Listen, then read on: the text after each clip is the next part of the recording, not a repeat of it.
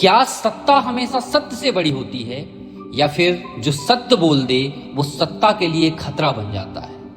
क्यों कृष्ण हस्तिनापुर के दरबार में विदुर से अकेले मिलने आए थे? क्यों दोनों ने उस रात राजमहल में नहीं बल्कि साधारण कुटिया में बात की?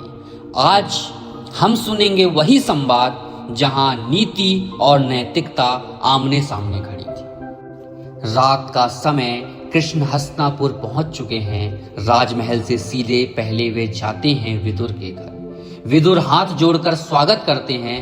मधुसूदन, आप जैसे देवता मेरे इस छोटे से घर में कैसे?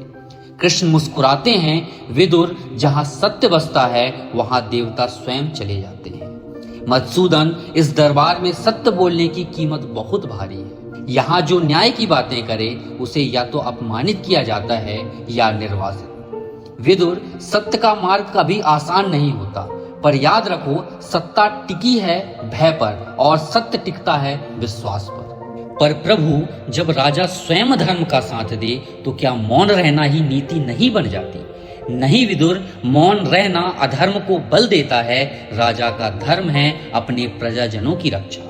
अगर वह स्वयं अन्याय करे तो वह केवल राजा नहीं, विनाश का कारण बन जाता है। मधुसूदन, क्या हस्तिनापुर का विनाश तय है? जब सत्ता सत्य से बड़ी हो जाती है तब विनाश केवल निश्चित नहीं, अनिवार्य हो जाता है।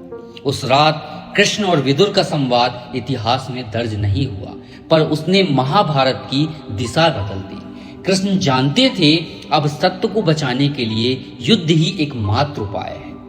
कभी कभी सत्ता जीत जाती है, पर सत्य वह समय से परे जाकर भी जीवित रहता है, क्योंकि सत्ता अस्थायी है पर सत्य अमर है। सुनते रहिए महाभारत के अनकहे संवाद।